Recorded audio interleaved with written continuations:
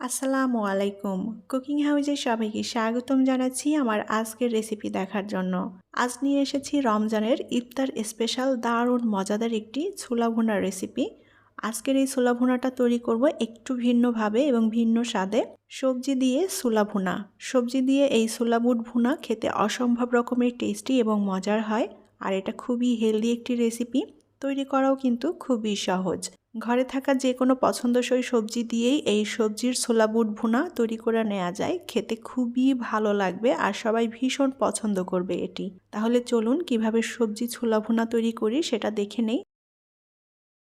প্যানে পরিমাণ মতো তেল দিয়ে দেব। এটা রেগুলার রান্নার তেল দিয়ে করছি, চাইলে সরিষার তেল দিয়েও রান্না করা যাবে। এখন এই তেলের মধ্যে দিয়ে দেব পেঁয়াজ কুচি। আমি এখানে মিডিয়াম সাইজের 2টা পেঁয়াজ কুচি করে নিয়েছি। পেঁয়াজটা হালকা একটু ভেজে নেব।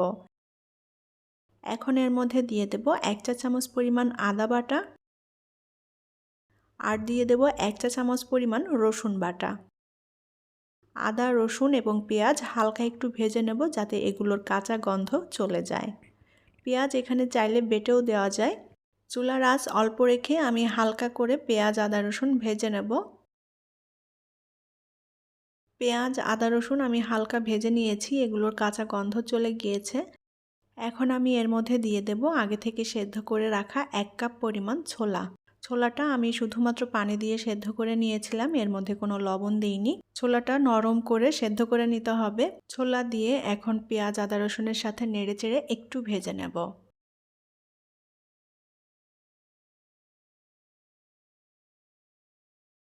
ছোলাটা আমি 1 মিনিটের মতো ভেজে নিয়েছি। এখন এর মধ্যে দিয়ে দেব স্বাদ মতো লবণ। শুকনা মরিচের গুঁড়া দিয়ে দেব 1/2 চা চামচ পরিমাণ। জিরার গুঁড়া দিয়ে দেব 1 চা চামচ পরিমাণ। হলুদের গুঁড়া দিয়ে দেব 1/2 চা চামচ পরিমাণ। খুব ভালোভাবে নেড়েচেড়ে মশলার সাথে মিশিয়ে একটু ভেজে নেব। আমি এখানে ধনিয়ার গুঁড়াটা দিচ্ছি না, চাইলে আপনারা ধনিয়ার গুঁড়া অ্যাড করতে পারেন। চুলার আঁচ অল্প রেখে ভেজে নিতে হবে যেন মশলাটা পুড়ে না যায়।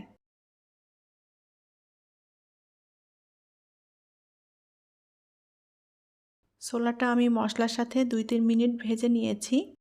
এখন এর মধ্যে কিছুটা পানি দিয়ে দেব।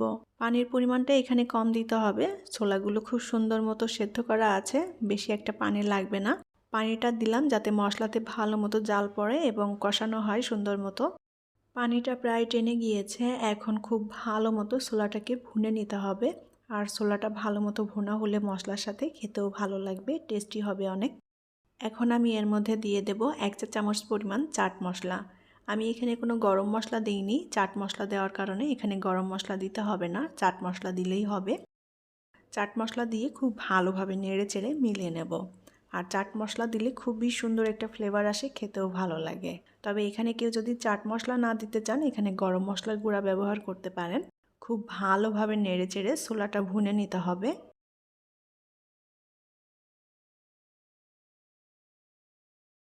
আমি 3-4 মিনিট খুব ভালোভাবে ছোলাটা ভুনে নিয়েছি মশলার সাথে। আর মশলাটাও একদম শুকনো শুকনো হয়ে এসেছে। এখন আমি এর মধ্যে দিয়ে দেব সেদ্ধ করে রাখা আলু। আমি এখানে মিডিয়াম সাইজের একটা আলু সেদ্ধ করে তারপর এভাবে ছোট টুকরো করে কেটে নিয়েছি। আলুটা দিয়ে খুব ভালোভাবে নেড়েচেড়ে মিলিয়ে 1 মিনিটের মতো ভেজে নেব। এখন এর মধ্যে দিয়ে দেব গাজর আর বরবটি। আমি গাজর 1/2 কাপ এবং বরবটি 1/2 কাপ নিয়েছি। গাজর এবং বরবটি ছোট টুকরো করে কেটে তারপরে এটাকে একটু সেদ্ধ করে নিয়েছি। গাজর, বরবটি দিয়ে আবারও ভালোভাবে নেড়েচেড়ে মিলিয়ে নেব। সবজিগুলো জাস্ট পানি দিয়ে সেদ্ধ করা আছে, এখানে কিন্তু কোনো লবণ দেইনি।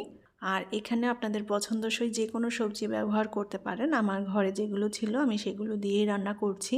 আমি এখানে সবজিগুলো আলাদাভাবে সেদ্ধ করে নিয়েছি, চাইলে এগুলো ছোলার সাথে একবারেই রান্না করে নেওয়া যায়। তবে এভাবে আলাদাভাবে সেদ্ধ করে নিয়ে তারপরে এই সবজিগুলো দিলে খেতে অনেক বেশি টেস্টি হয়।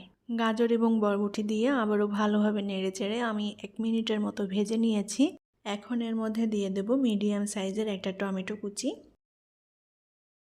আর দিয়ে দেব কাঁচামরিচ। আমি কাঁচামরিচগুলো ছোট টুকরো করে নিয়েছি। মরিচের পরিমাণটা যার যার টেস্ট অনুযায়ী অ্যাড করবেন, যে যতটা ঝাল খেতে পছন্দ করেন। আবারও খুব ভালোভাবে নেড়েচেড়ে মিলিয়ে নিয়ে কিছুক্ষণ রান্না করে নেব। আর এখানে যে যতটা ছোলা ভুনা করতে চান সেই আন্দাজ মতো করেই সবজিটা নিয়ে নিতে হবে। আমি এখানে সব সবজিগুলোই 1/2 কাপের মতো নিয়েছি।